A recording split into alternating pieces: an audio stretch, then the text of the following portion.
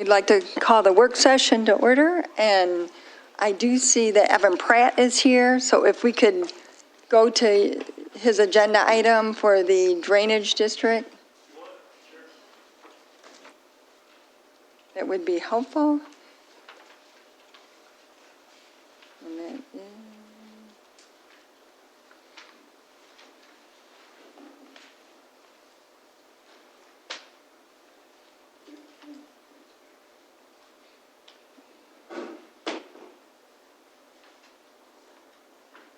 And it's number 6 on the agenda. It's a resolution application for laying out and designating a drainage district for Seaver property. Evan, can you? Yeah, so the basics of this are, at the time the township made the original property purchase, envisioned, did a little master planning internally. At that time, the development director felt that it was maybe a little premature to try to figure out where should all the public infrastructure be. The roads got built, water mains got put in because that's going to be right next to the road. There's a sewer there, everybody can get to those, but the stormwater was kind of left for a little bit later on. So what this would do would be to set that up so that there's so that the stormwater infrastructure is public, because it will be shared by whomever ends up developing each of those individual parcels, with Aldi, of course, being the first ones in. So this will just allow that to have a public mechanism. We've got to work on what would that design look like, work with the township planning department on what is that lot configuration currently envisioned to be, and just provide some basic infrastructure to make sure that the water can get from point A to point B. At the same time, because there have been some changes in rainfall patterns that are pretty well documented, our standards have changed at the Water Resources Office since the original property purchase. So there will be some modifications to how the stormwater is stored and managed out there at the same time. So none of this is terribly expensive to do the study work, so we'll do a study, get cost estimates, and then come back and share, at least with the supervisor and full-time officials, whether or not the cost of the improvements are something that the township would like to also consider at a future board meeting. Those costs would primarily be borne by the properties that are benefiting there, but typically the township does have a share of those costs, as you may know from many of the other drainage districts out here. So that's my summary. I don't know if there's questions or anything otherwise. Evan, just for clarification, there is a drainage. Yes, the majority of the system is set up in there to get water across the roadway that's out there, but there's really nothing internal to the undeveloped parcels, and there was some stormwater management measures, some basically, we call them basins or dry ponds that were put in at the time. So this is really more of a little bit of an upgrade and then some conveyance for the water. Most of the master planning was done, as I said, at the time. I think the development director wisely said, let's not get too far ahead of ourselves with what this is going to be until we know what's coming in. And Bozal, the former Bozal, which is now underground, yeah, printing, drains into that district? Some of it drains into that same area. Yeah, they will be a part of that district for sure. Yep. So this allows us to move forward with creating a stormwater management district for the development. Yeah, and make it a little more development ready, basically. Questions or comments? Yeah. So my question is, there's so much money available for infrastructure, and usually water and infrastructure, that's where a lot of the money's available for. So in what way can we seek dollars to help us with something like this? So, right, you see these big numbers out there, but when you actually read the line items that are identified for water, there's an awful lot for drinking water systems, right? For things like preventing us from drinking PFAS, dealing with lead water services, helping water plants get upgraded. There's plenty for sewers. I'm sure you're familiar with YCUA gets forgiveness, which is a fancy way of saying a grant when they do their loan programs. But unfortunately, stormwater pretty much gets a donut in the funding scheme of things. So we have tried and we have pushed hard with the state to ask for funding to be available for a project like this is promoting resilience in the community. But to date, there really isn't anything out there that fits with just traditional moving the water around and even upsizing these ponds or basins to deal with current climate issues. I'm not happy about it. I was on a call with SEMCOG today, again, reminding them that stormwater really is almost nothing in line items there. To give a better example, the state revolving fund for sewers that for clean water, actually, that Yucca typically taps for sewers, it's highly prioritized for reducing those sewage overflows that you read about in papers from various places, whether it's Ann Arbor upstream or Detroit or Oakland County or whatever. It's so highly prioritized that the last report I read from 2021 said, hey, we put about $350 million out there, and 0.7% of it was assigned to stormwater. So hardly any stormwater, and what was assigned was all for projects like the rain garden type of work, like you've done at Loon Feather and that type of thing. So it's really more about the water quality projects is what Eagle has been promoting. I'm hopeful that they'll change that, and if they do make any changes, we'll certainly get in line.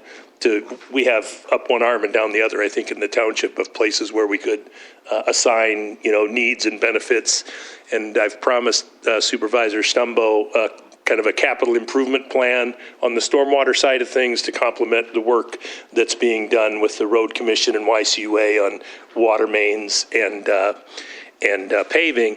That will put us in the position to have projects with real costs and understanding what would be needed. So perhaps there will be new funding available, or perhaps there's a project that's a good earmark to request from, a legislator somewhere to be named later that maybe covers like road, water main, and stormwater, get that full package thing. So we're trying to come up with a better list so we're better prepared for those earmark type of things, because stormwater, I just have a tough time seeing many opportunities to deal with some of the problems facing the township without going that. They're not called earmarks anymore, right? They're called community benefit projects or something like that. They're earmarks.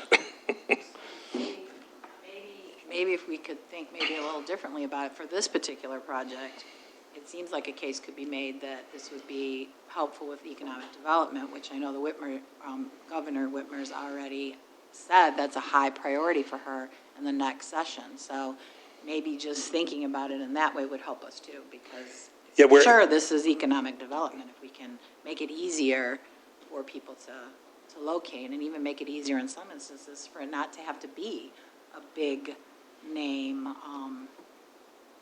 company, because there's a strong place for small business in our community. That's really the lifeblood of 70% of new jobs are all small business jobs. I mean, the things that get the headlines aren't what's making it happen. We're happy to work with the township's lobbyists. We are much less familiar with economic development grants. I've dealt with them in the past, but in the distant past.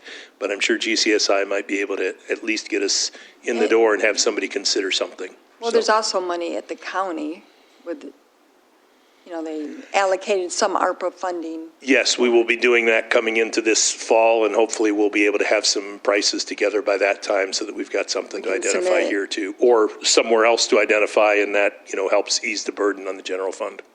Yep. And I know that Yucca has water and sewer improvements, but in West Willow, and Apple Ridge, there's a lot of flooding, and in Dorothy Street, there's Duncan. Yes, there's actually 5 areas that are consistently flooding, and that's stormwater management, which is road. Yeah. And sometimes it's under jurisdiction of the Drain Commission, sometimes it's under the jurisdiction of the Road Commission, but they definitely need to be addressed because flooding is a real issue, and climate change is a real issue, so. Yeah, it is. It is coming down harder. And when those storms are more severe, it's not just the amount of rain, but even if the street sweeper just came yesterday, if we get a rain like we did last night, it mobilizes a lot of I'll call it crud, to a technical term, from all the trees and stuff, right? Just little teeny twigs and leaves, and they get all clogged up. I would say we did pilot something on Apple Ridge. It's only been a couple of months since we installed some new drainage structures that don't get clogged up as easily, because Apple Ridge is kind of the poster child of, it's awfully flat, and they really spaced out those drainage structures too far. One gets plugged clogged up, and you've got 1,000 feet of roadway that's messed up out there, so. I think I'm outside of my lane on the agenda item, but if that's okay. No, we appreciate it. We'd like to do more of those with the road commission, so we're happy to work together on that, because we did want to make sure we did it in an area where we had to get a permit from the road commission, and we worked with them on how do you do it and how do they feel safe about it, and there's a variety of, concerns that they had that we worked with, but Apple Ridge was our first try for something like that, to just, again, help that water get off the streets. All that crud off the trees ends up getting in the waterways, no matter what you're going to do, and the last thing we need it to do is to be plugging up the drains when it's raining cats and dogs out there. Right. Yeah. Any other questions regarding? Yep, and good suggestion with MEDC funding too. So, and I'm happy to stick around for the board meeting because anything sideways comes up, just let me know at the end here. All right. All right. Thank you. Thanks so much, folks. Thank you. I see Beth is here and your agenda item. I'm sorry to jump around a little bit, but I want to get through the agenda. What number is she? Let me see. Number 5? Yep. Hi. Hi, Thanks for coming up. good evening. Good evening. So the agenda item is to approve an agreement with your consulting firm to assist the police steering committee with developing a request for a proposal in an amount not to exceed $2,500 in order to go out for Formal bids. a deep analysis on the cost of police services with our county, as well as the opportunity of analyzing having our own. That is what I understand. Yeah, just for the fellow board members, as you recall from the last meeting, we authorized moving ahead to put the RFP together. Trustee Hunter, Trustee Newman are part of that 3-person committee. And now we're at this stage where we need somebody such as Beth and her consulting firm to come in and help construct what that RFP will look like so that we can then put it out and see if there are individuals or companies, firms that can come in and provide that in-depth analysis to determine whether we're paying an appropriate cost for the services received, or if there are other alternatives for us moving ahead in the future. So. Questions or comments? Trustee Newman? Madam Chair, so if I understand it correctly, this is just to create the RFP, not perform any consulting? Right. Okay. So I would not be qualified to make that analysis for you. So what I'm able to do is craft an RFP to make sure that the deliverable you receive is what you're actually seeking. So, we could easily bring someone in just to get the costs of the county, but the second part, as I understand, is you want to see the feasibility and the costs of operation of a police force. So understanding, that hiring a company or a person to do that analysis is going to require feasibility of location, how many locations, spatial analysis of the township, and then partnership opportunities. So it's not just bringing costs back, it's going to be bringing a full picture back. So that RFP needs to be detailed to get an accurate picture, A, of what the cost will be for a consultant, and then B, of what your deliverable will be. And you'll work with the police committee to determine the RFP? Yes. So how I would like to approach it would be set up some hours in the next couple of weeks where, possibly I can come be here late afternoon, early evening to get everybody's schedule, and then have the board come in individually, talk to me about it, talk to me about your goals, what you would like to see, and then have the steering committee members come in as well and talk to me And we can do it by phone, we can do it in person, however that works best. But, the worst thing I could do is draft what I want to see and then not encompass, what you need to see. So I want to make sure that the overall picture is clear so that you get the best value from the consultant. And I did say I can be available to review bids as they come in with you as well. So I do bring my municipal experience for this, but I'll also bring in my personal experience. So my father was a cop for 35 years, a police officer and detective, and is also a alderman in his community back in Illinois. So I think he, will help.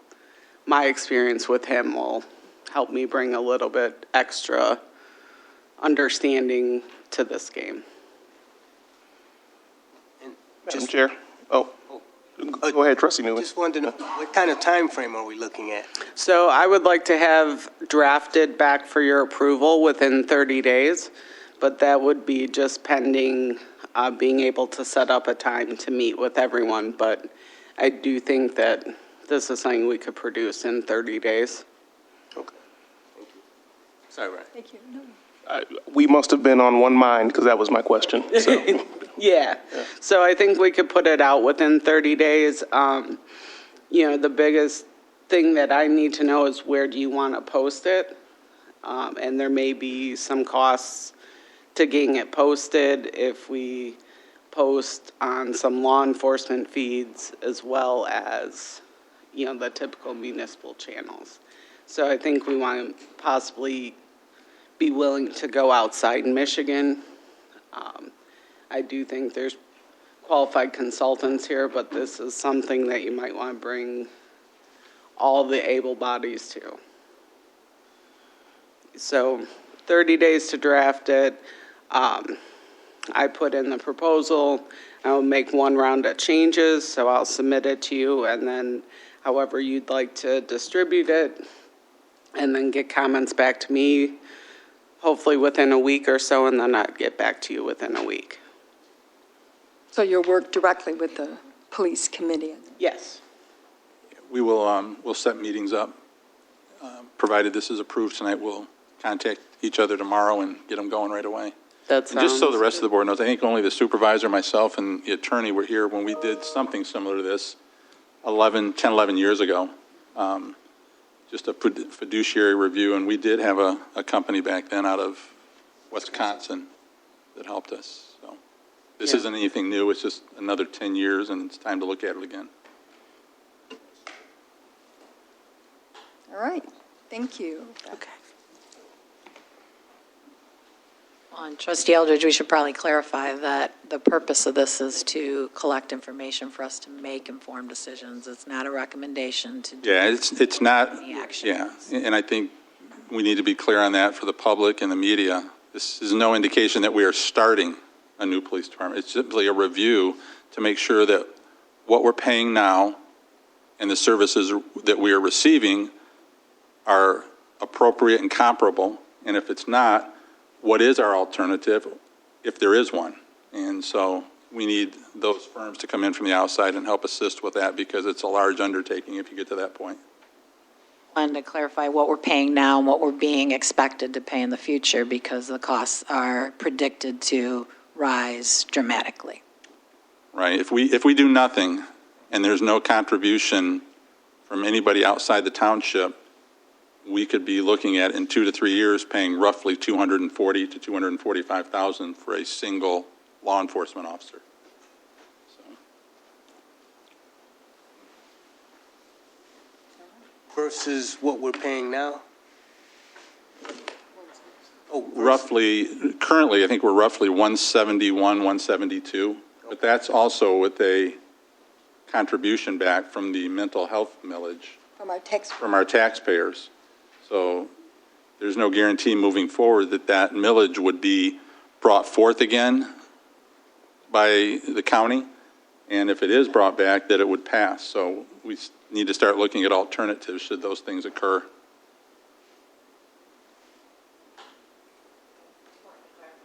Because there's also no, like, we don't receive any funding back from that millage because we have our own police department either, as other communities in the county do. So we're being asked to do the grant, but other communities actually who have police departments are given portions of that millage, which we have not been told we're going to get anything back at that point, but we have to apply for a grant. So I just think those things are really important for people to know as we're trying to weigh what decisions we need to make sure our residents receive the services and that the costs are something that is sustainable for us as township residents.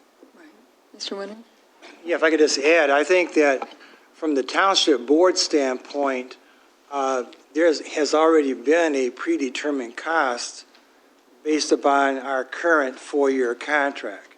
And as Trustee Eldridge was summarizing, we know in year 4 of our current contract that we are financially obligated to pay. The cost for a PSU is $244,000.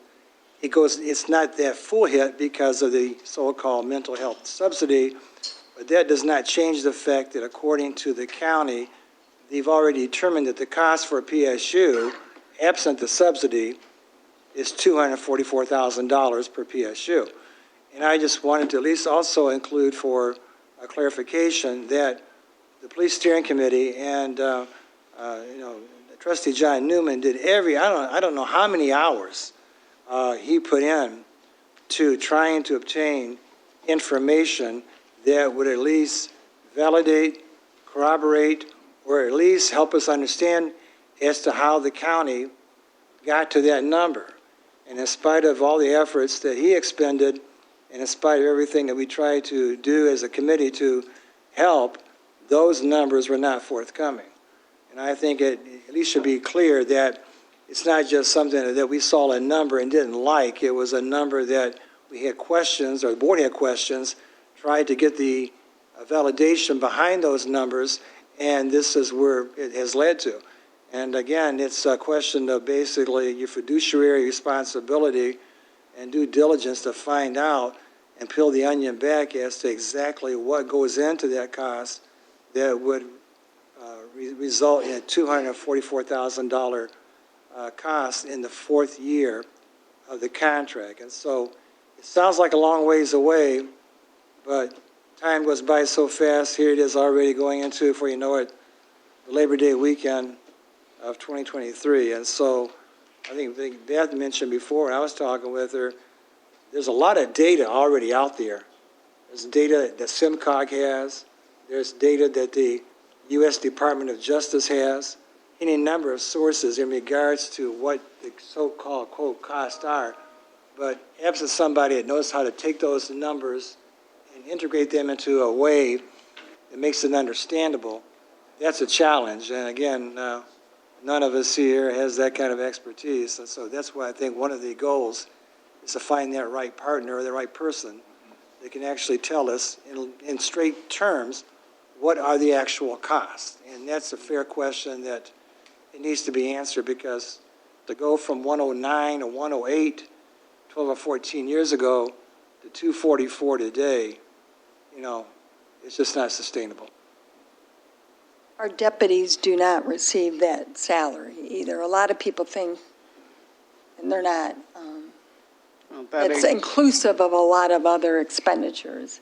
Vehicles, building, equipment. So, but a lot of people think, wow, our deputies are getting that. That's not the case at all. Matter of fact, they may be on the lower end. I'm not sure. I've heard that in order to be more competitive, that it should be higher than what it currently is. And also, when we asked Greg Dill for the, who's Washington County Administrator, for the information, the detail, the deep dive into the financials of why does it cost, this amount of money for a PSU, he said that the sheriff doesn't have to report that to Greg Dill, the administrator, that it's a separate budget and he's an elected official and he doesn't have to. So we can't get the information, and Stan and I went to a meeting, and it's just not detailed, and that's what you need when you're doing a cost analysis. So we tried it the front end to get it from the county. We were unsuccessful. So we're doing it from the back end and getting it, what does it cost to actually have your own police department? Yeah.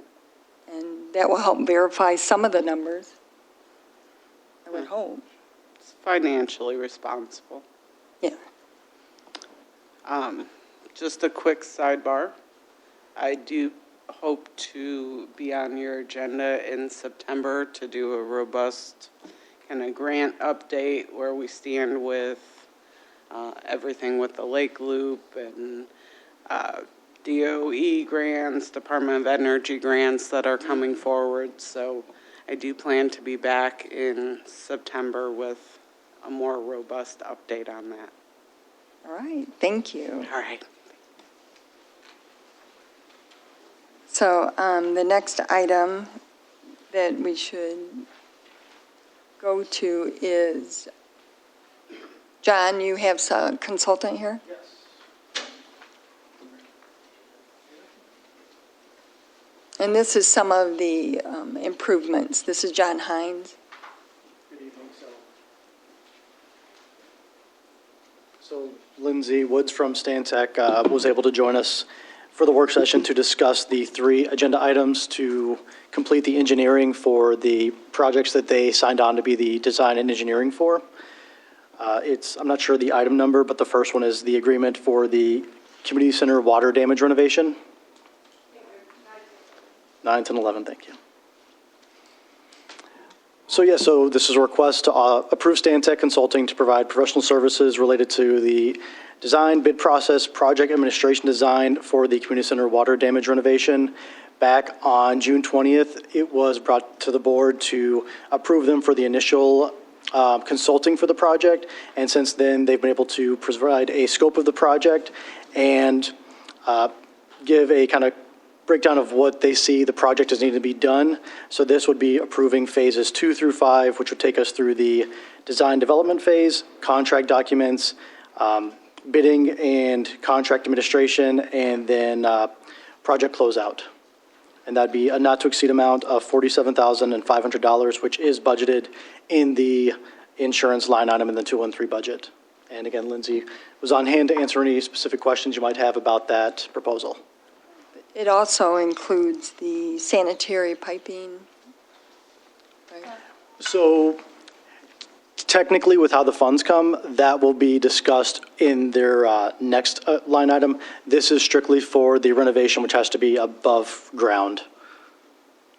Right, but it's all for the Yes, this will all be project encompassing at that. the community center where we had water damage, the pipes bursted, they froze, and then in taking up the flooring, they came upon the sewer line that needs to be replaced as well. So it's a larger project, and we've been offline in our senior building since around Christmas. Yep. Trying to identify what these issues are, so this is finally bringing it to action items so that our seniors can get back into that one room and fix the sanitary sewer line at the same time. Did I summarize that? That's correct. We just broke up the proposals based on. Can you speak it? Oh, sorry.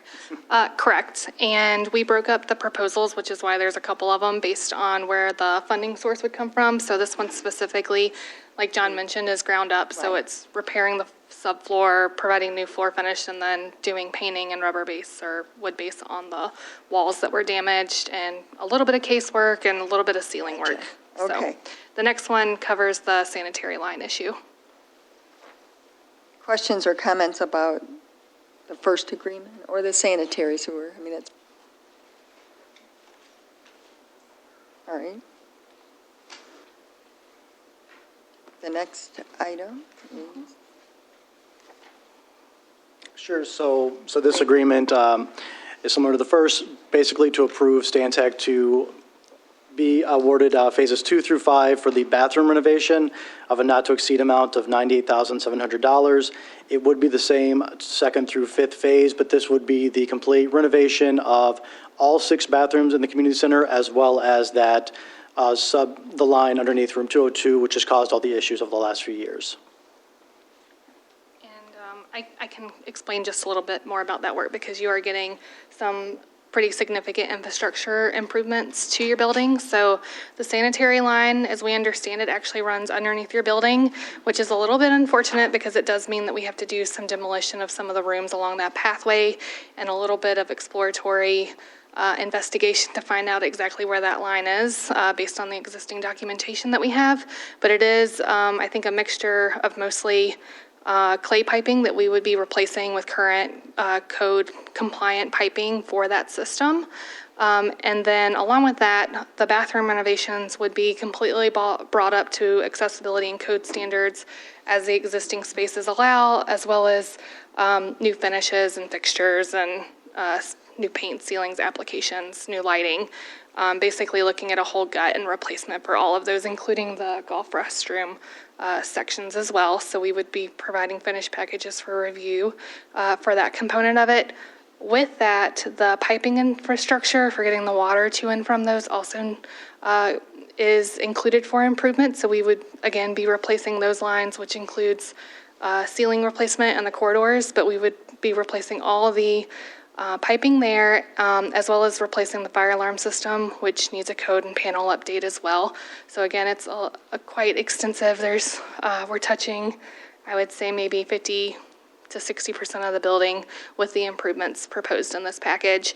And our services do include electrical, power and fire alarm, HVAC, sanitary, water, architectural, and interior design services. And these are ARPA funds, correct? Yes. And these are ARPA funds, and just to kind of clarify, if approved tonight, Lindsay and I have been in communication with obviously being without service to one wing of the building and how detrimental that's been to our programs, to hopefully be able to bring a bid package forward at the next meeting for at least the renovation part of everything being approved tonight. Questions or comments? Yep. Trustee Swanson. So this might be for you, Jen. So if the pipe is under the building, that doesn't seem like a good way to have something. Does this include just redoing the pipe under the building, or are we looking to make a change so that it's not under the building anymore? Is there any way to take it out from under the building? Let's have it engineered. There's always a way, I guess, to provided cost allocations. The pathway that we've currently observed and have been able to identify as one of the shorter pathways, again, this is going back to very early iterations of the building where there's been additions built on at certain locations that have covered it up even more. But right now, the intent is to replace it in kind in its same configuration and location. And to add on to that, when Lindsay, Kaz, and her team came out to scope the line themselves and follow it along, without knowing specifically what the building looked like when it was first built, it was basically learned that the reason why it dipped so far was because the end of the dance studio, the end of room 202, was actually an addition, and that was actually outside when the building was first originally built. So the line cuts left at a certain point in the room 202, the senior room, goes left and goes through what is currently the senior coordinator's office, and then through the sports storage, and actually to get back to the access point underneath one of the racquetball courts. So, it's hard to say. Again, I was not aware that the racquetball courts, at least in their structural, was an addition, but from how the line reads that it was. So. If we're going to do all this work and that's not something that we can do, is there a way to make it, like if there's a problem in the future, there's something that can be done that's not underneath everything, at least to get started, because it just doesn't seem like a good idea to do all this work and put all that money into infrastructure to know that there's already an existing problem. I realize making the big change could cost us a lot more money, but even if there was a way to have, I don't know if you got a scope or just make it easier so there is something that's outside of that framework to be able to do it, I think that would be a wise something for us to look at. That's just my thinking. Okay. One thing I was told is that it had a lot of elbow turns in this. Are we going to eliminate those? or just replace them? Because that seemed to be the problem. That's where things were getting, I you know, think, plugged. do you have the proposal attached to this, the write-up of the proposal? There's actually a diagram in there, I can kind of, Well, that's our, a little bit so more. is it replacing it just as it is? It is, yes. Yeah, so if you just. Is it larger inch-wise, Um, exact same size? Because if not, Debbie's right, it's going to have the same issues. oh, sorry. Yeah. Oops, too much. Sorry about that. All right, well, I'm not going to be able to do that, I guess. Okay. So, again, we would review that just initially to verify the existing sanitary line size and compare that to the loads and requirements that would be on the system for the new fixtures that we're putting in, some assumptions for the other items in the building remaining, and we would make a recommendation for that. Currently, I would estimate that it's probably the same size or not much bigger as a requirement, but once we get into the actual design and calculations, we would be able to come forth and discuss with John and his team if there was a need to increase the size of that piping in any way. As far as the pathway versus creating a different pathway. So like ideally, yes, you would want this line to be outside of the building, but based on where it's brought in, you would be looking at some pretty significant site work to route it around the building and connect into an existing point versus the path that it has now. But I can speak with our engineers and see roughly what that would be before we get really started into documentation.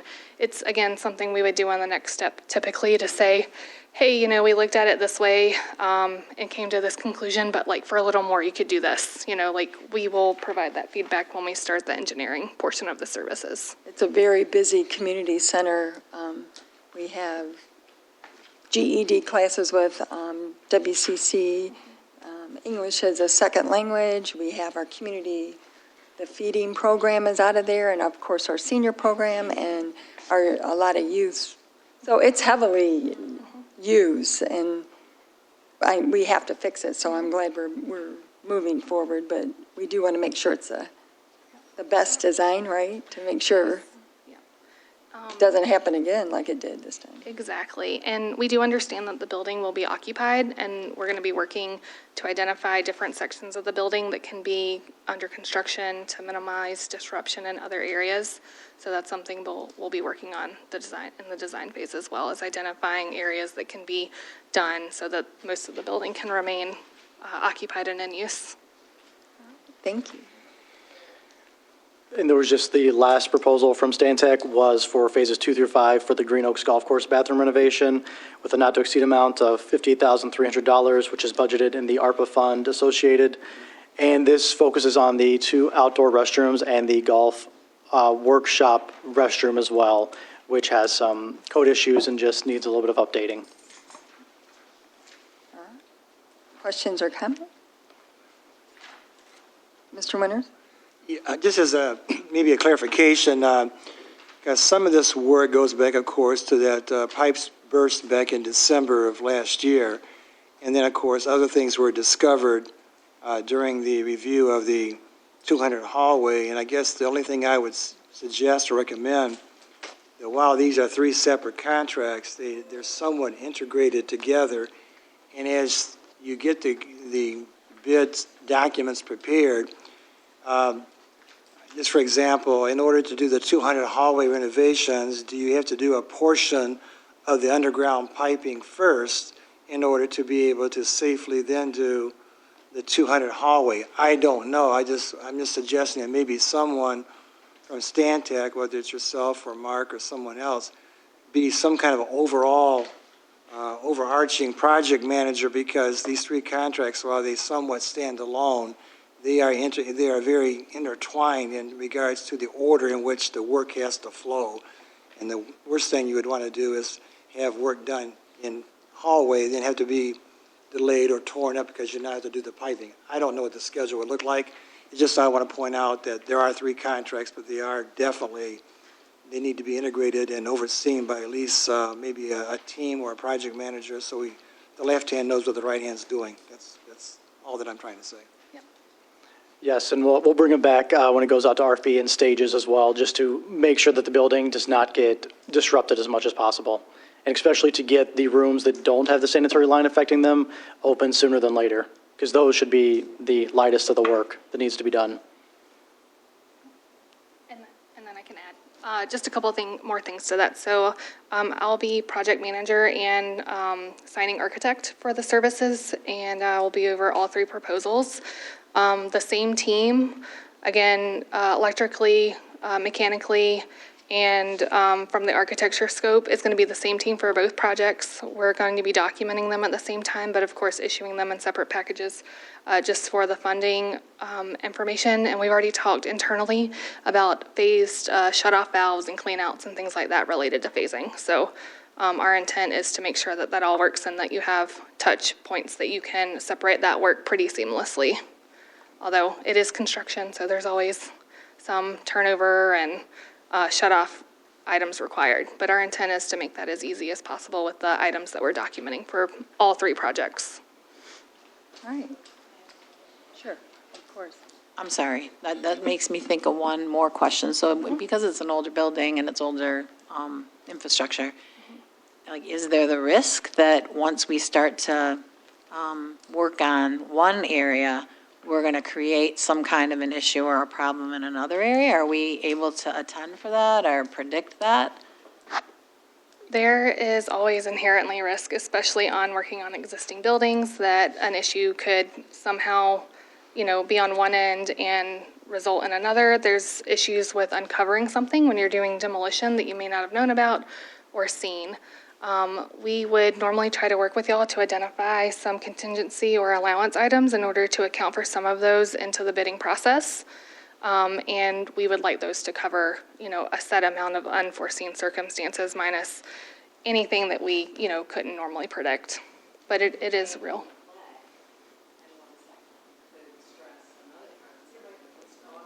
Even changing the clay in one section could cause stress in an unchanged clay portion of the system. I mean, I don't have an idea of how big this is or how much clay we're talking about, so that would be helpful too to understand. But in being good stewards on behalf of the township residents and their infrastructure, I mean, what we hope is that the things we do last longer than our time, so that like we're inheriting things that individuals took good care of on behalf of us and our residents to be here. So anytime we're thinking about that, it's helpful to know, because we want to make sure whatever we're doing is going to be helpful for a longer period of time. Of course. Yep. Understood.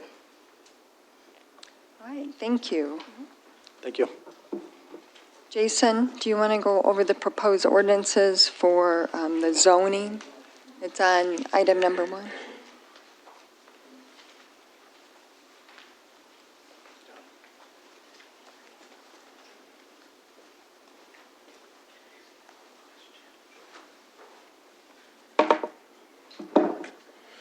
Good evening, Township Board. Jason Icoangeli, the Township's Planning Director.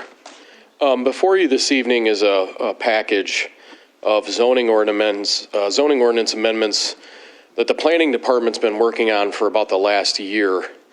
As you know, the zoning ordinance, the newly adopted zoning ordinance, has been in effect now for almost about 18 months. And during that time, the Township Planning Department collects data on the fitness of the zoning ordinance to make sure that it's achieving, the results that we want it to. So before you this evening are sort of what we call like bug fixes to the ordinance, where we found some things that we need changes just to make them make sense.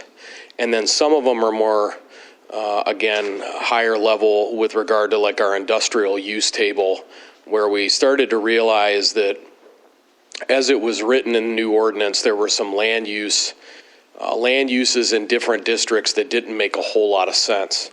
And I can walk through these ordinance amendments with you. Some of them are very easy to explain because, again, they're just fixing sort of issues that we're finding with the ordinance with regard to certain land uses.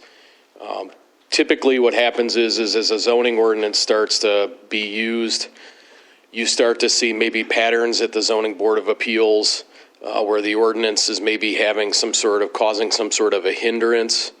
One of them that we've seen and we know that would have issues moving forward. So for the first one, I guess I'll start off with Article 4, the district regulations for residential and multiple family districts. So there are parcels around the township where there are homes next door to apartment complexes, and a good example of that would be like on Forest Avenue, where there is Pascal Apartments, but then along the frontage of Forest are homes out in front of those apartment complexes. Those homes are actually zoned multiple family, even though it's a single family house. And so what happens is if any of these houses are ever torn down or need to be replaced, the way the ordinance is currently written, it would direct the person to have to use the standards for an apartment building per se, and not a single family home. So this first batch of changes is simply adding language into the zoning ordinance that allows people to use the most applicable single family district based on the width of the lot or size of the lot to use those setback standards when rebuilding a house. Without having to go to the zoning board Board of Appeals, that's right.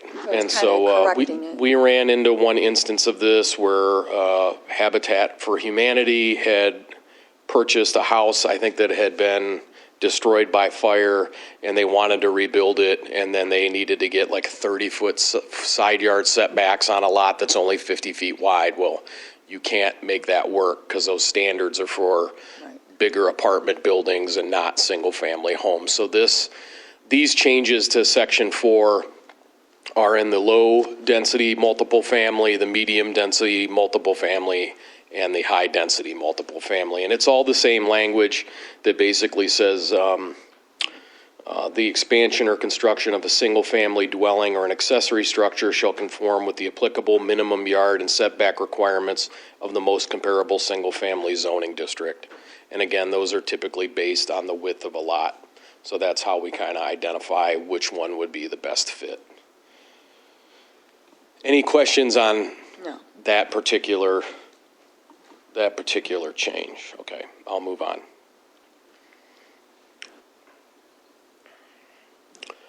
Really, the biggest changes in this batch of amendments has to deal with the IT, the LM, and the ICR industrial zoning districts. The IT district is primarily the area centered around James L. Hart Parkway, although there is a portion of the IT district that is also found by R&L carriers. The LM district is primarily on and along Rawsonville Road, south of Textile, and this ICR district is the area over by the Willow Run Airport, which was where the ACM is located. Just to kind of give you an idea in your head geography-wise of what I'm talking about. So we found that some of the land uses that were in the ordinance just didn't make sense. Do you want me to go through these individually, or do you want me to just simply answer questions on it in its entirety? I mean, I'm happy to do both, but in the interest of time, I want to be fair. If board members have specific questions that we can answer. Madam Chair. I don't have any specific questions. I've already been able to talk to Jason and Fletcher, and I just wanted to say thank you, and also thank you to Fletcher, who isn't here tonight, but I know how much work goes into redrafting all of this, and so I appreciate both of you and being so detailed and to bring this forward to us. It's not a problem. Question. So in any of those districts, say IRC district, everything would have to be zoned IRC, so if there's a house in that area, what would happen to it? So that's a good question. So in that ICR district, there are a few houses that exist, like on Cadillac and Watson Street. There is a provision in the ordinance that says that houses built in that district prior to the establishment of the zoning ordinance, if they're damaged by fire or destroyed by like a natural disaster, that they would be allowed to be rebuilt. So that protects the mortgagees from having issues with their insurance carriers and their mortgage policies. that the ordinance would allow those residential. Now, it's only for the ones that are built at the time the ordinance was written. So there no longer can be any more homes built in that area, but the existing homeowners are there. There's a provision in the ordinance that allows for them to rebuild. It really helps people if there's a fire, there's an insurance claim, and we've gotten, I don't know how many letters where we have to verify the zoning to allow them to rebuild. Absolutely. And this cleans all that up, right? It does. And just like as one example in here, there's, like a provision for mini storage. And under the current ordinance, it would be something that would be allowed in the IT district, which is that area on James L. Hart Parkway. I think our vision isn't for mini storage in that district, and it puts it squarely as a use over either on Rawsonville Road, where there are already existing mini storage facilities, or in the ICR district. Another example of that is the way this ordinance currently is written. Landscape yards and outdoor storage would be a permitted use in the IT district. And again, that's not, there was a handful of these odd uses that were maybe had been contemplated in years past when that was an industrial park, but now clearly that area of the community is moved away from, mini storage and those types of things. So this really programs that area for what it's intended for now, which is clean manufacturing, green infrastructure, employment-based opportunities, R&D, office buildings, et cetera. Sure. Trustee Newman? So if the house is sold in the IRC district, would it still maintain its integrity?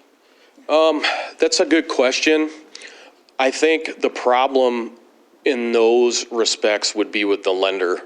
The mortgage company is going to ask that there be a zoning verification in place, and if it comes back that it's industrially zoned, then oftentimes it's hard for lending to be secured for the sale of that house. But the ordinance, like I said, makes provisions for those homes to be rebuilt and even enlarged under the current ordinance, but the zoning would stay. I've dealt with a mortgage company on an issue like this, and when I've sent them a memo stating that the house is existing and the conditions are that it can be rebuilt, it satisfied them as long as it was on township stationery. And there's only probably a dozen houses left in that neighborhood. And so in the time I've been here, I've written a couple of letters, and they've been what mortgage companies have needed in order to help either refinance the house for one of the existing residents or to allow for there to be a mortgage put in place. But it is ultimately up to the underwriter whether or not that's going to be enough for them to authorize another mortgage. And this has passed Planning Commission and had a public hearing in the It has, yeah. So the Planning Commission made a recommendation to the Township Board for 2 readings of the amendments at their July 25th, 2023 meeting, where there was a public hearing held with all the statutory requirements for the Michigan State Zoning Enabling Act. And this is first reading, so second reading will come back to the Township Board and give opportunity for more questions as well. And then just quickly, if I will be back for your second reading as well. And then even in the interim, if you have questions, please don't hesitate to call my office. But the other ordinance language that's we're looking to get changes for includes some off-street parking some language with regard to off-street parking being provided for tent sales using the usable floor area. This basically just helps us make sure that when someone wants to do a temporary tent sale, like selling fireworks, that there's enough capacity in the parking lot to handle the additional square footage of retail that would be underneath the tent. We ran into a good example of this is, say, the Roundhouse Party Shop at Bridge Road. When they want to have a tent for fireworks, this ordinance allows us to make sure that they have enough parking spaces to accommodate not only the store itself, but the retail square footage that would then be underneath the tent. So that we're not getting parking lots that are full at capacity of parking. And then this also eliminates the off-street parking provision for seasonal sales of produce. This is like the perfect time of year to talk about that. If you drive around town this time of year, you'll see signs where people are selling tomatoes or cucumbers or whatever. This takes out the requirement that people have to provide off-street parking on their residential lot, where currently this would typically say that you need to provide parking spaces for someone who's going to come to a seasonal sale of produce. So this eliminates the need for that. All right. If you have any other questions, I'm happy to answer them. Thank you. You're welcome. Going back to the old business, which you have first reading on, well, actually, it's a second reading on the YCUA water and sewer rates. It's a proposed 4% increase. This was discussed at the last meeting, and the director will be at the regular meeting. He's not at this meeting, but he will be at the regular meeting. So it's a 4% increase for water and sewer. What we did do as a board, because all utilities are going up and it's harder and harder for people to provide in their homes, we increased the, it's called a water subsidy. And if you qualify, it was $20 every billing period, and we increased that from $20 to $40 in order to accommodate all the increases that are happening. Water and sewer is expensive, and whether you rent or whether you own, this provides an opportunity to help people who needs more help with a higher amount of $40 per billing versus $20. So this board did that prior to us adopting the first reading on this as well. The next item is the Resolution 2023-10, which is a resolution requesting the Washtenaw County Board of Commissioners to immediately strike from the contract awarded to the Supreme Felons on January 19th, 2023. That was signed and recorded with Washtenaw County Clerk's Office, and provisions contained in the paragraph that authorizes and sanctions the Supreme Felons to establish a regular dispatch and patrol system for 4 neighborhoods in zip codes 48197 and 48198, 2 of which are identified by the Washtenaw County Administrator in an email dated May 3rd, 2023, as being Apple Ridge and Sugarbrook subdivisions. Are there questions or comments on this?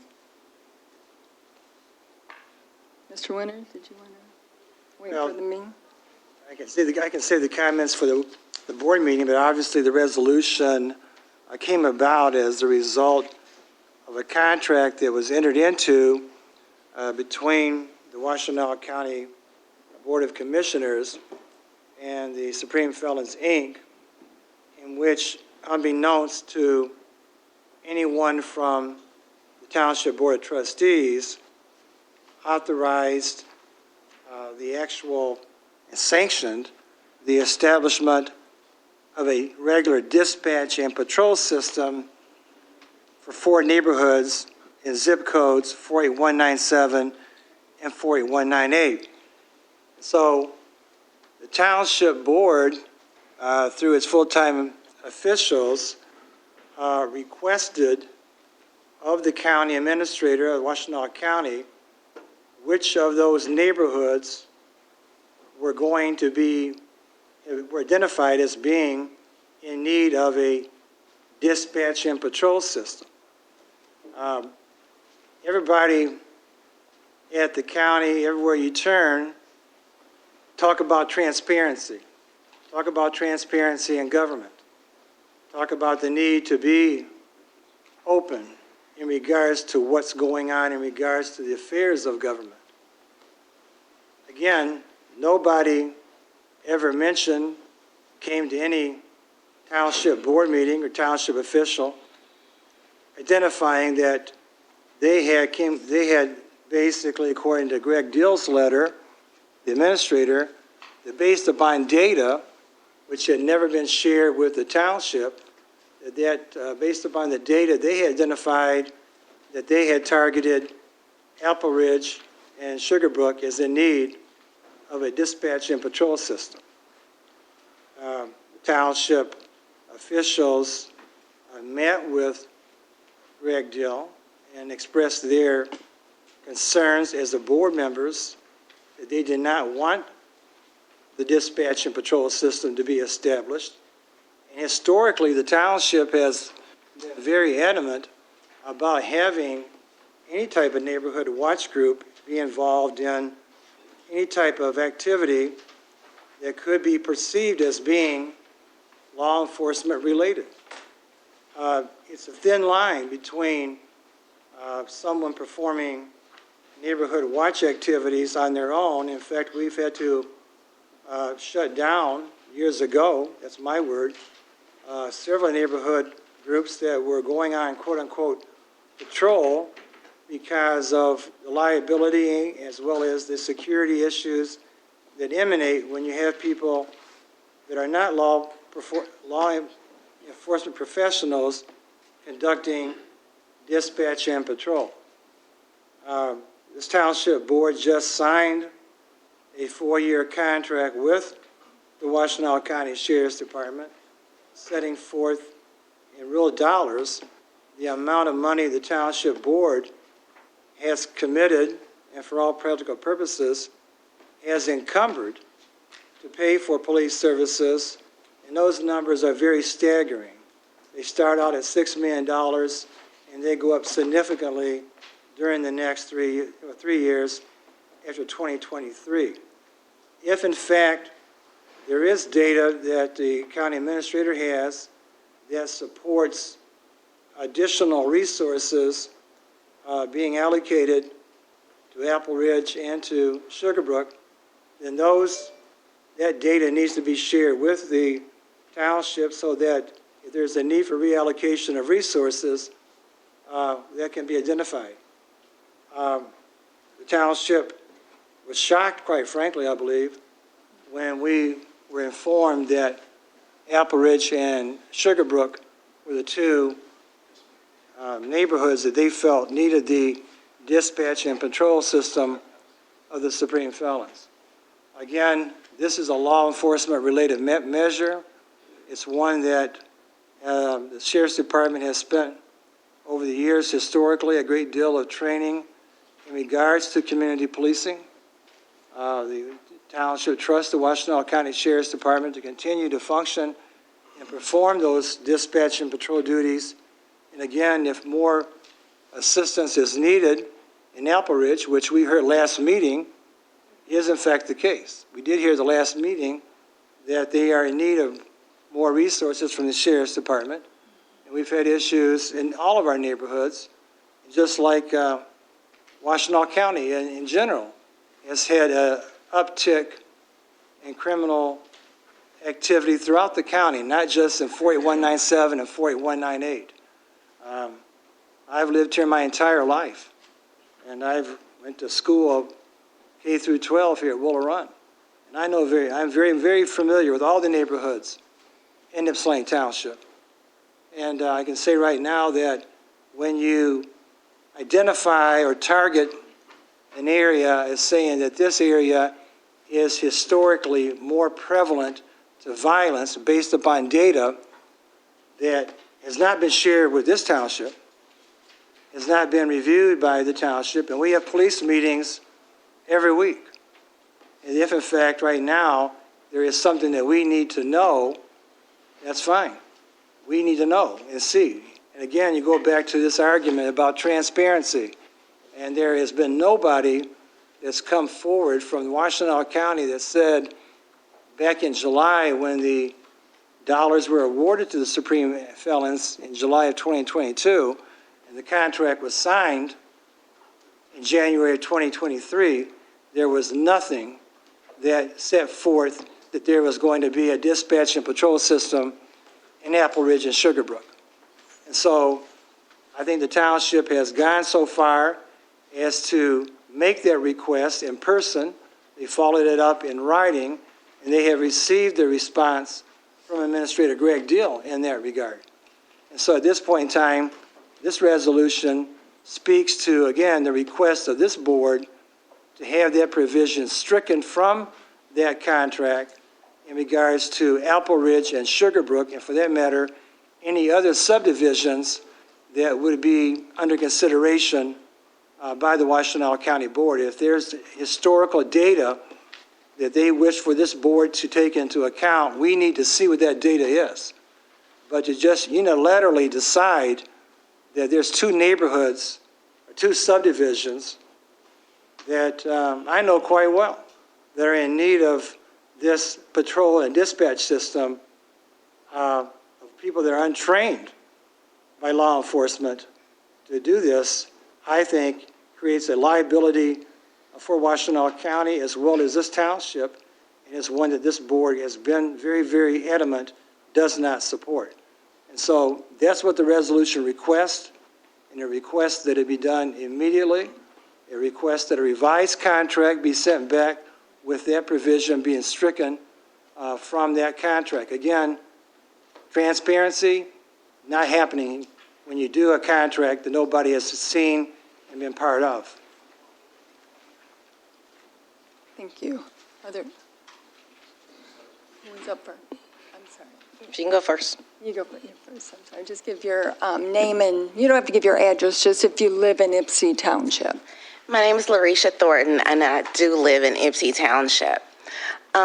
Transparency. Transparency was not given to the residents of the township when you guys decided to allocate $9.8 million to parks, into bathrooms, into lighting. That wasn't transparency. Transparency is supreme felons out here doing the groundwork and putting in the actual work, right? That's transparency. Transparency is when you can actually see what's going on, right? And here, we're not hearing from you guys. We're hearing negativity from the township board, okay? Now, back to our attorney, right? Sugarbrook and Apple Ridge has always been a problem. I'm not even from here. I've only been in Michigan for 10 years. 10 years. And I know it's a problem. So for you to ask for transparency, right? That's BS. And I'm going to call it as I see it, is BS. These fellas right here, I'm sure they stay out there all the time on calls. Because that's reality. We can live in reality, and we can live in some make-believe fantasy land. The fantasy land is sitting right here with you guys, right? Pretending like nothing happens. Pretending like the money that was allocated to you wasn't supposed to be used for Apple Ridge and Sugar Brook. But instead, we live in a false reality where there's no transparency. And for that, I am completely behooved as a resident.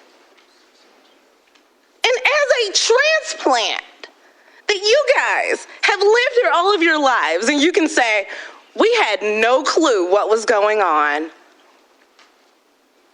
Really? Seriously? I'm sure a lot of people here would say, oh my God, we need supreme felons. We need them.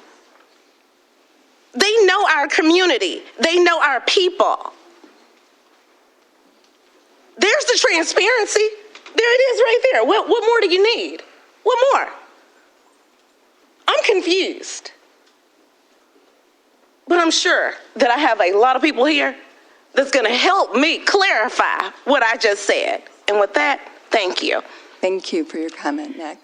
Thank you. Monica Ross Williams, 2150 Chevrolet. I see also that you have, or at least I thought it was, amendment in order to do consulting for that's number 5 on new business. And I'm assuming that consulting may be related to the police sheriff's contract.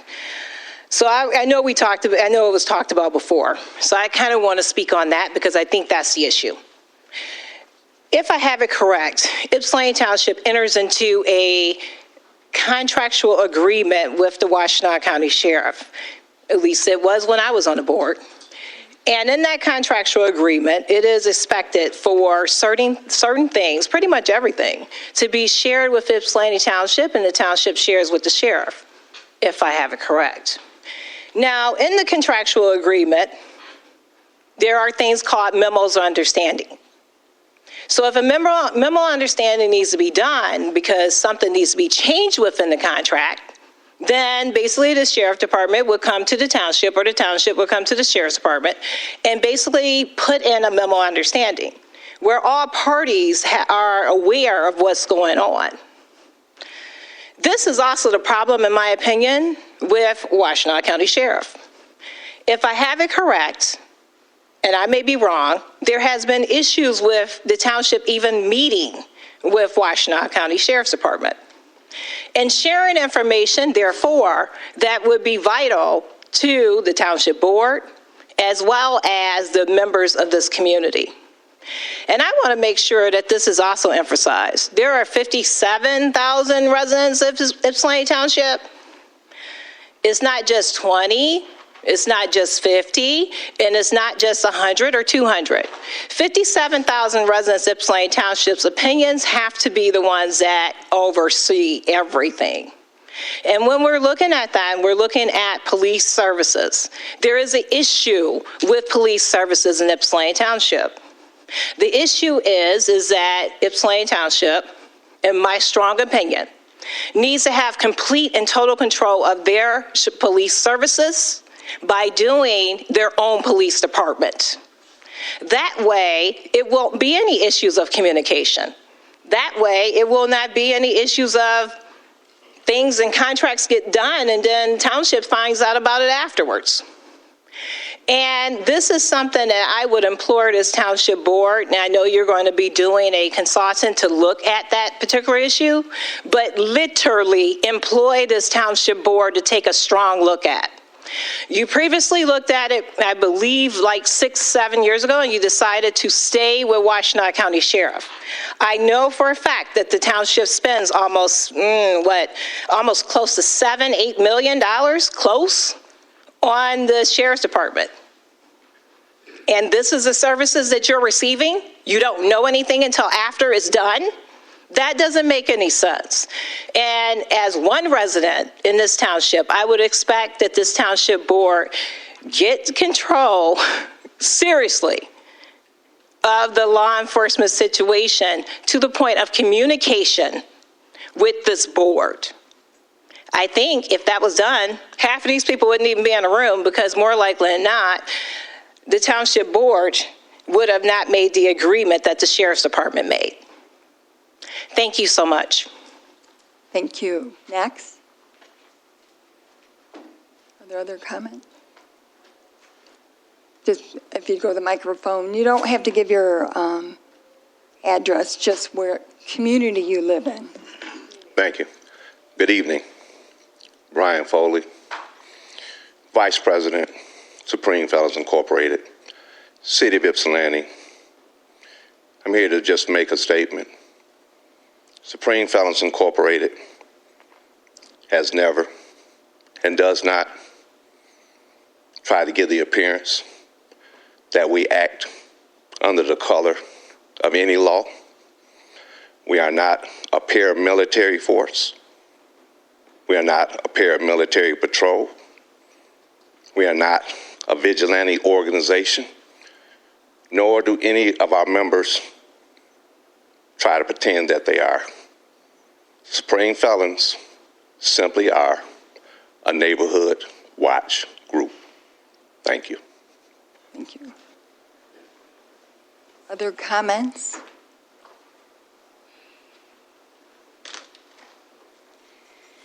Good evening. My name is Erica Vanier Hayes, and I'm a lifelong resident of Ypsilanti Township. I grew up in Westwood, and I've seen my share of gun violence and gang violence in my community. Supreme Felons Incorporated is the organization that I wish that we had during those times, but I'm grateful that we have them now. Their reentry team provides resources for individuals who formerly are incarcerated to provide resources and opportunities to help them get back on their feet and become productive citizens. Their Kings and Queens mentoring program mentor children in the detention centers, and they don't just focus on trauma, they focus on futuring the children. The conflict resolution team prevent conflicts in our neighborhoods and visit gun violent victims in the hospitals to prevent retaliation. Sorry, I'm a little nervous, but retaliation. They understand that there's a small window of time to make that impact. Their seniors team visit the homes of seniors who are taking care of the children of their sons and daughters who are incarcerated. Caretakers and loved ones call on Supreme Felons Incorporated to guide and mentor the children. They love to see them going through the wrong path. Sorry, there's something going on. Do you know why they do this? I'm sorry, I'm very passionate about this. Take your time. Yeah. Because you cannot lead others where you yourself are not willing to go or have been. The ladies and gentlemen you see here before you today are justice involved. Whether they have been incarcerated themselves, paid the debt to their society, and have been chosen to make the change that they want to see in their community, or have loved ones who are incarcerated and are victims of gun violence themselves. I leave you with this question, Council. In good faith and as public servants who want the best for this community, how can you consider stopping an organization who is working for the community? Thank you. Thank you. Are there other comments?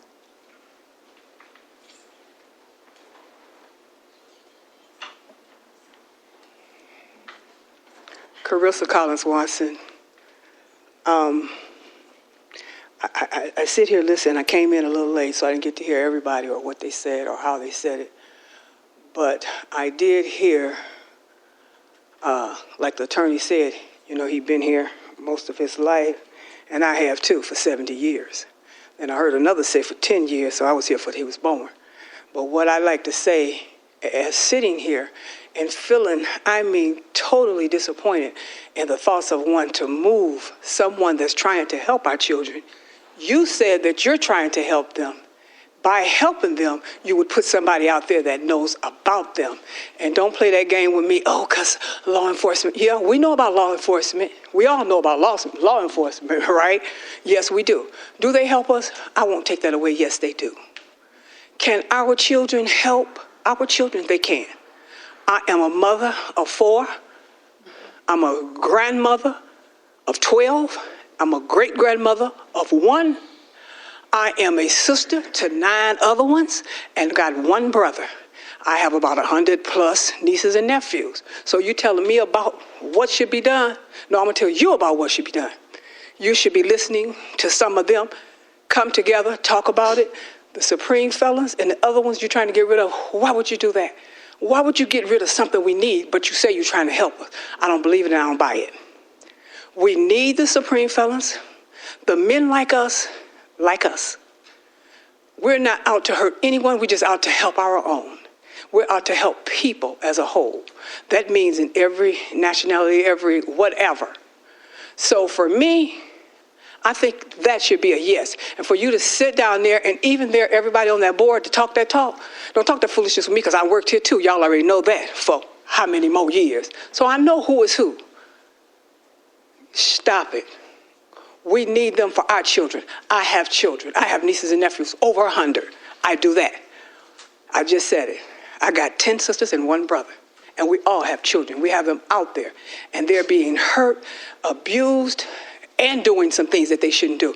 The Supreme Felons, I believe they is of good nature, and they will definitely help our children. Stop that foolishness and bring us some help and quit lying and acting like you're going to bring it and you try to take it away so our kids can get their tail kicked. Cut it out.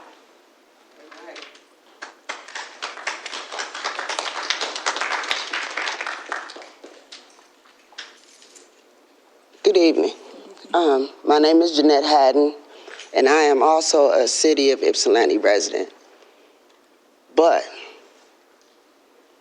I am the coordinator of Building Kings and Queens Mentoring under the umbrella of Supreme Felons. And I do not just service children in Ypsilanti, the city. I service children in Sugarbrook. I service children in Apple Ridge. I service children in all of almost Washtenaw County. We go into homes to try to prevent what Washtenaw County sheriffs, by the time they get to the scene, the act has already been in progress. We don't want these acts to continue in our communities.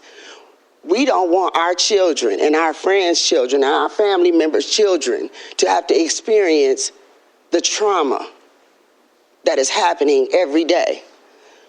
You say you want us to prove and show data? We are out there every day. Most of us have jobs we go to. I work at a shelter, homeless shelter, from 9 to 5, and after 5 o'clock, guess where I'm at someone's home, talking to a young person that may be experiencing something that has been traumatizing to them, as most of these folks have done or do. So I ask you to yourselves, you are public servants. Look at the data. Come out here. As a matter of fact, Saturday we're going to be at the park watching a movie. These are the things. We need boys and girls clubs. We need buildings and places for our young people to go. We don't have that. But you got a group of people here that are willing to sacrifice their lives, their times, to get out here to save our young folks from these things. Thank you. Thank you.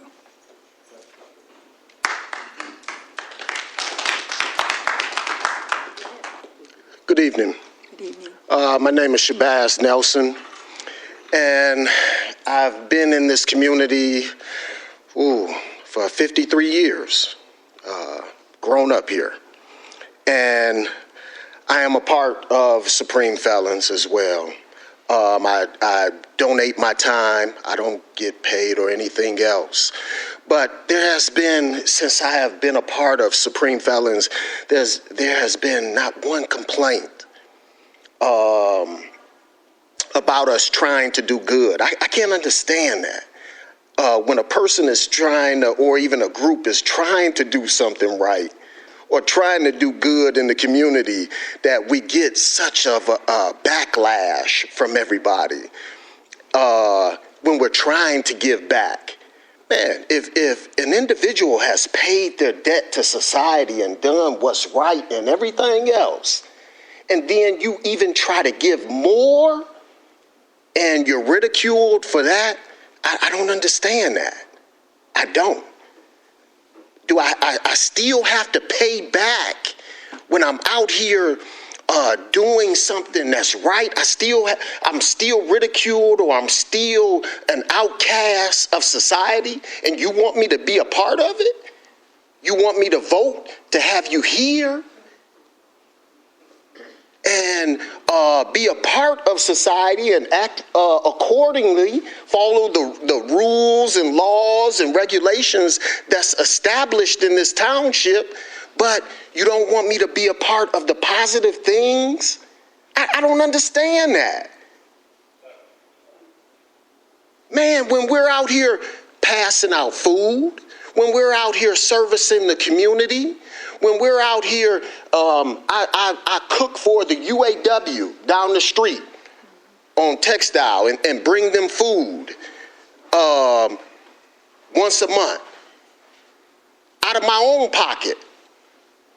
I don't ask nobody to donate for me or give me anything, none of that.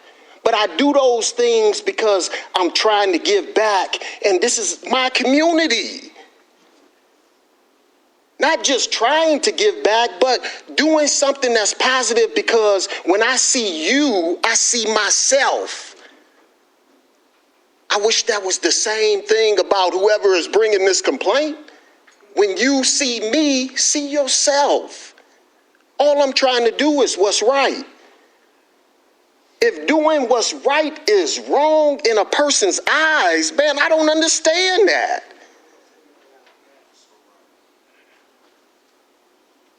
That's all I have to say. But if you have a complaint that is legitimate against me and my fellow men and women that are trying to do the right thing, man, I wish you would show me so I can correct it and try to do the right thing. But I don't see anybody else. I don't see anybody, and I'm not trying to ridicule you. I don't see any of y'all out here on the streets with me risking your lives or your back. I got a broken back in 5 places.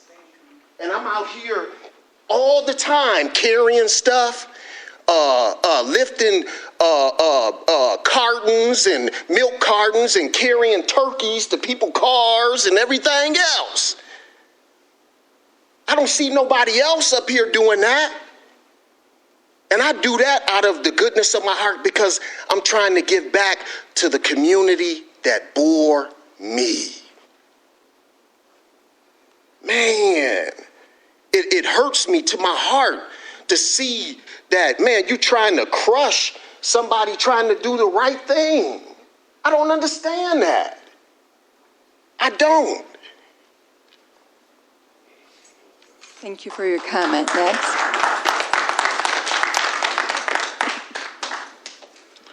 Next. Wow.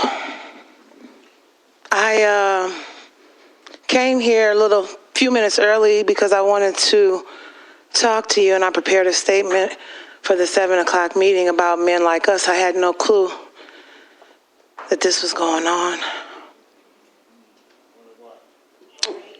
I have to question, especially you, Brenda, as a leader, and this is of no disrespect. Could you just give your name for the record? Trisha Duckworth. I am a Ypsilanti Township resident. For those that, keep saying that I live outside the county, I live here. But wherever my people are, I don't care where I live, I'm going to show up. This is ridiculous.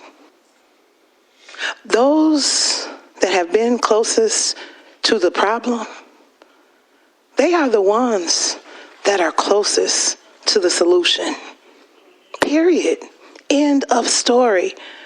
I have to question, though.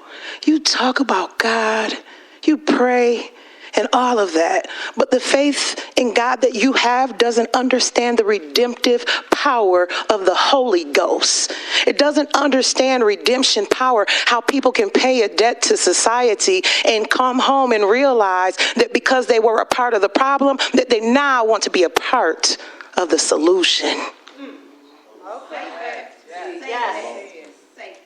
This hurts my heart. You want to know why? Because I'm in the trenches. I ain't seen none of y'all. Not one. You show up to our churches when you want to get elected. You show up and you smile and take pictures at community events. But guess what? You go home while we suffer in our communities. But we're not willing to lay down. We're willing to get down in the streets and do what we need to do to try to uplift our community. Because, see, those that are closest to the problem, they're closest to the solution. See, gun violence is rampant all around 48197 and 198. And you want to blame a business owner, men like us, but you don't understand that the reason why the gun violence is rampant the way that it is because you have not formed and calculated the proper solution. Why? Because you go home at night to your communities. And you could give less than a doggone about what goes down in ours. So what I don't understand is, how is it? I mean, there's been so much reentry work that has been done. Shame on you to come against reentry work. Let me ask you this, and I know you can't answer right now, and I know you already got your mind made up. That's what's so messed up. We come here pleading with y'all all the time about the ARPA dollars. What did you do? You did what you wanted to do. Didn't spend a dime of it in our community. Not a dime. $1 million and something and didn't do a dime of that to uplift the black community. Shame on you. And shame on the ones that sit there that look like me. God, since you want to always say and lift up his name, I'm going to tell you, he is not pleased. And the people are rising, and we are tired of this. We're coming to tear down this kingdom that the enemy has set. So I just want to say, Satan, we come to tear your kingdom down. Oh, Satan. I ain't calling y'all Satan. I'm talking about the spirit of Satan that is in this place that's trying to tear down a group that is uplifting the community. And it's not the only group y'all tearing down. It's not the only black community, black group or organization that you're tearing down. You need to stop this. Come alongside the community. See, that's how you build community. You don't sit in those seats and make decisions for us without us. You humble yourselves and you listen to what our needs are. And then you go back and figure out how to execute. See, when we hire somebody for these seats, and that's on us, because we keep hiring you over and over again when you don't do nothing for us. So my next message is to us. Stop putting people in these seats when they don't work for us. Get out and vote. Get out and mobilize the vote. Because unless we mobilize the vote and get people in these seats that care about us, and it ain't just people that look like us, because all skin folk ain't kinfolk. I don't care if you're white, if you're all right. I don't care what color you are if you're willing to uplift the black community, because guess what? It's time for reparations. You want to take back when you need to be figuring out how to give. The Bible, or I don't know if it's a cliche, because you know how Christians are, but it's better to give than it is to receive. Say that again. So I will say lastly, God is not pleased. Woe unto you that continue to rise up against the black community and the efforts that we're doing to empower ourselves. See, because we got the news flash. Ain't nobody coming to save us but us. All right. Thank you for your comment.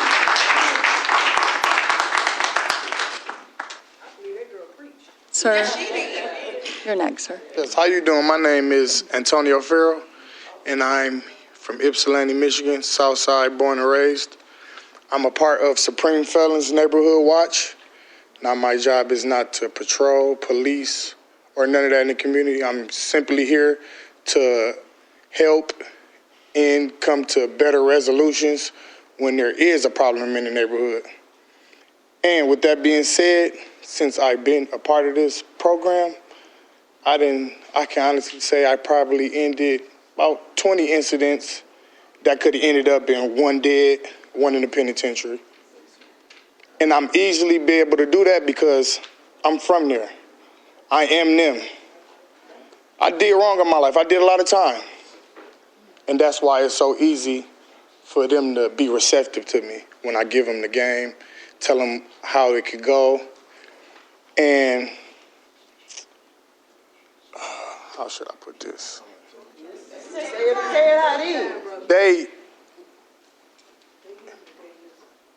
A guy in uniform probably not gonna get the same results that I would get. A lot of these incidents could have ended up on a newspaper or anything like that. Now I'm here to help, whether it's a guy at the gas station bothering people that don't have enough money to get something, I pull up. If they $1 too short and they arguing with the clerk, I give them the $1 or $2. Now I tell them that it's better ways to go about it. And I understand that some here is going to get it and some's not. But all I can do is my part. I enter situations where guys arguing, miscommunication, you said this, no, you said this. Well, my girl said you said this, well, your girl, and it could go easily with somebody being dead. And I step in.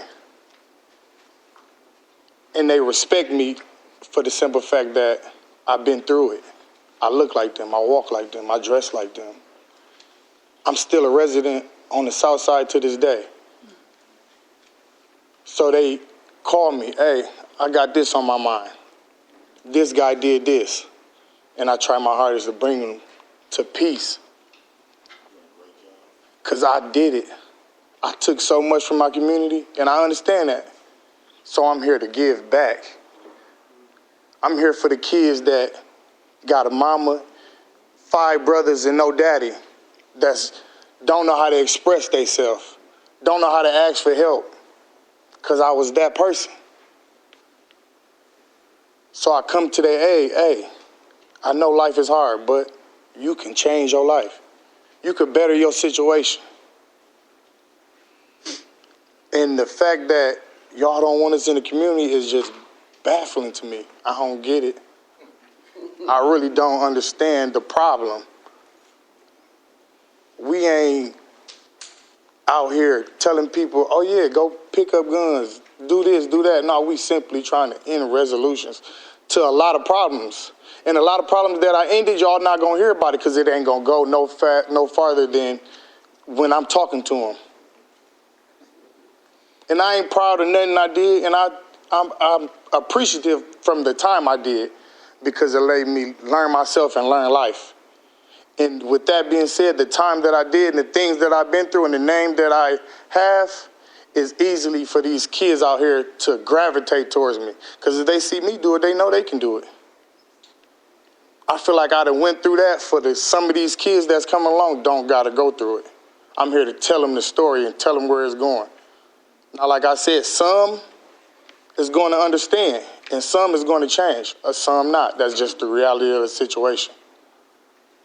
But for the ones that are here and do want to change, I give them everything I got. I get up out the bed when somebody mama calling me and say, hey, my son over here in the middle of this. I go to their aid. And we just going to continue to work, and we're going to continue to be blessed and highly favored. And hopefully one day, y'all will see the work that we put in and the things that we do in the community is for the greater cause. Thank you. Thank you, sir.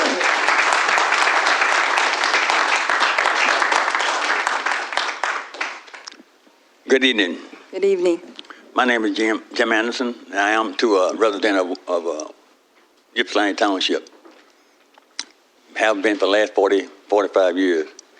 I hear people say that they don't know why this kind of mess is going on. I tell you why. I grew up in the state of Missouri almost 80 years ago. And I would look at that Huntley and Brinkley. That was my news source. And I figured out that the Vietnam veteran was coming home and had to arm themselves in central Los Angeles to keep the police back. Police were coming in their community at night, killing their citizens. And they had to arm themselves to do this here.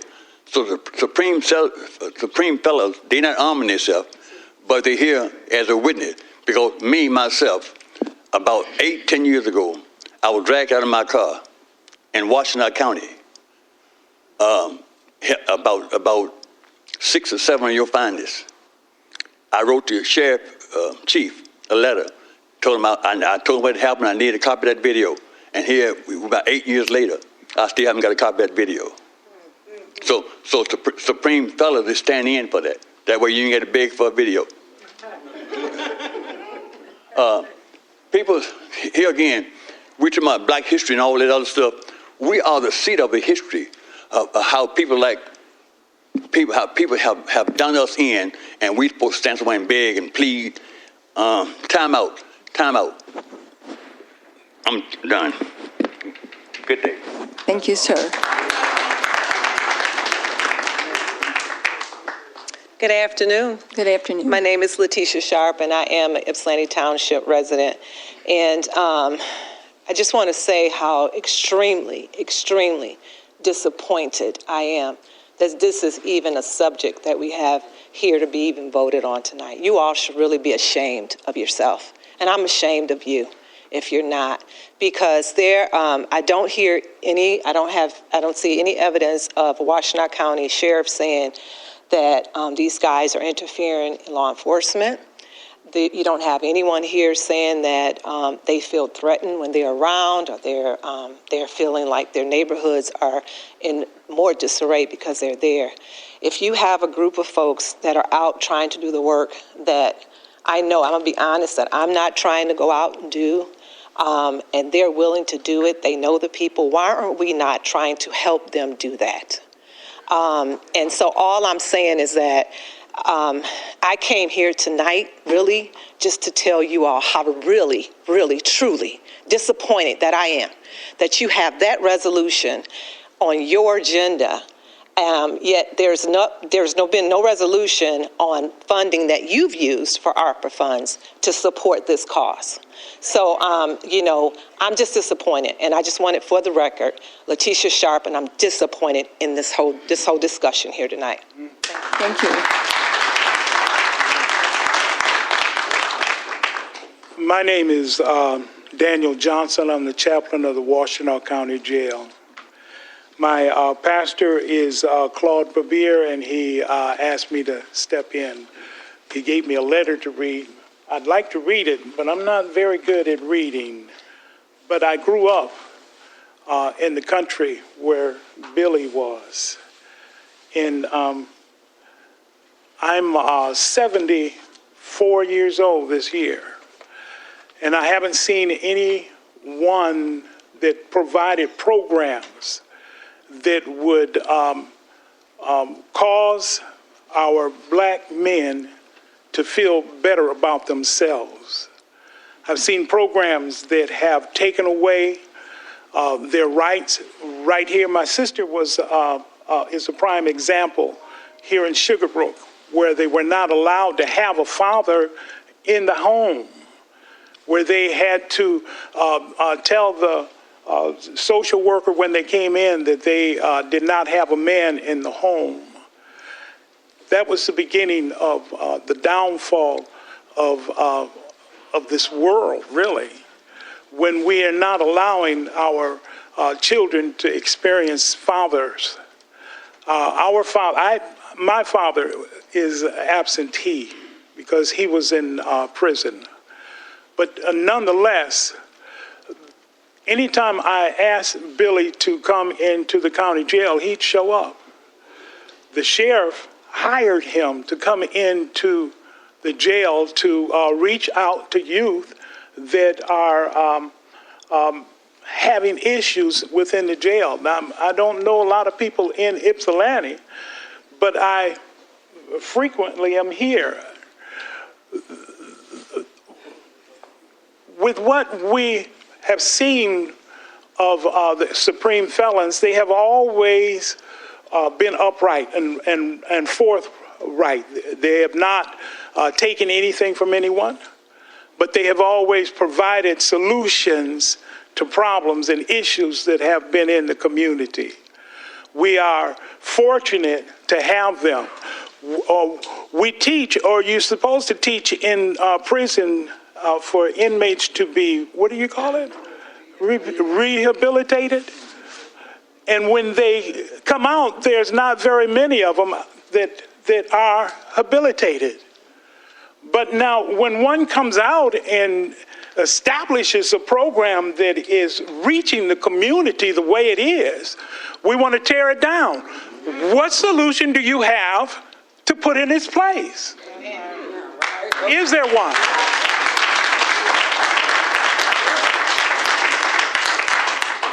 If you remove it, or if you remove it from the streets, then you're going to see the results of it.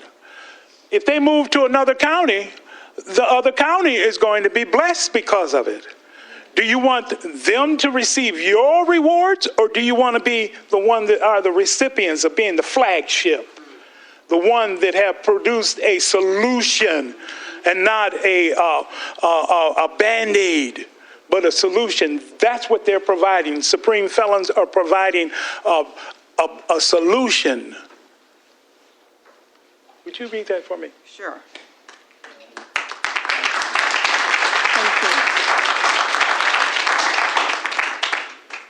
We are here representing Pastor Claude Vivier. He sends this letter.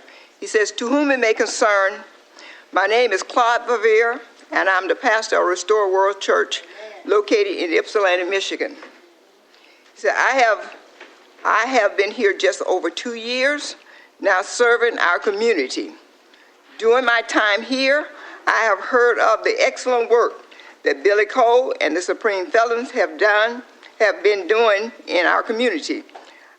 I believe that their work is priceless, especially when looking at the statistics of fatherless youth that are growing up without structure, guidance, or vision in our community.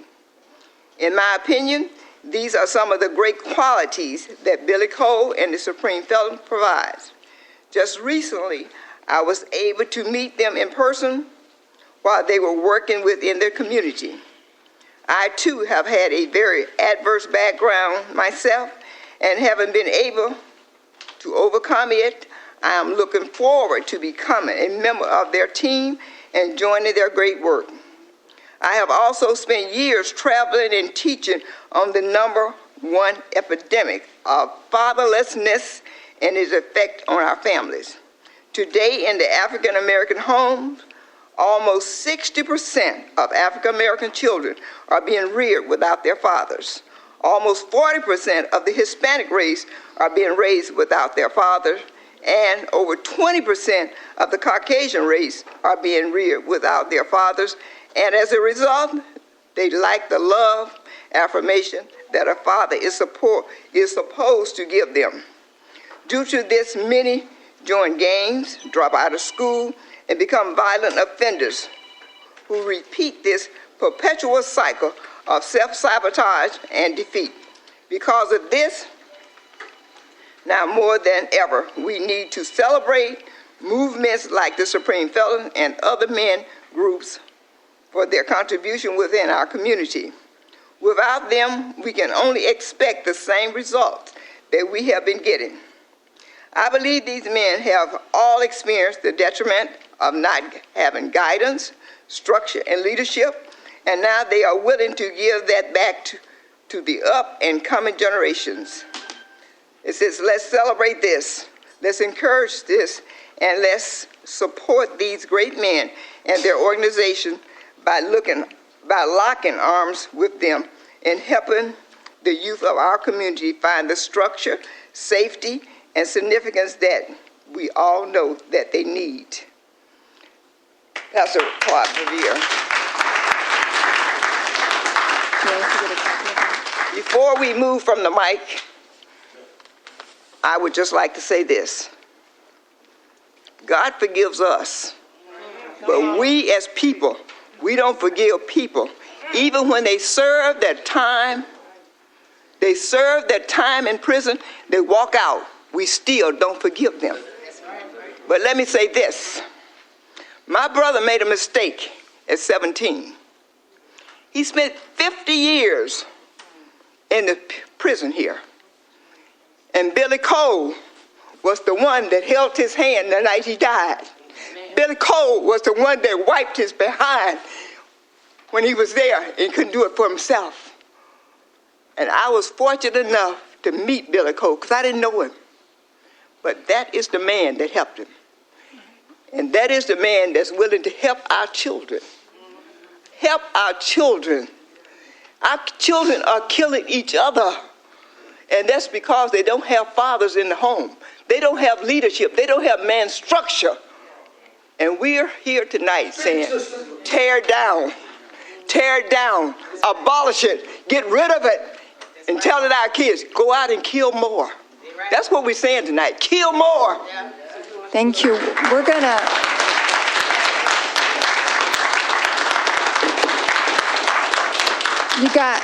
ladies and gentlemen, we're going to adjourn the work session, but we come back to the regular meeting at 7 o'clock. So it's about 10 minutes.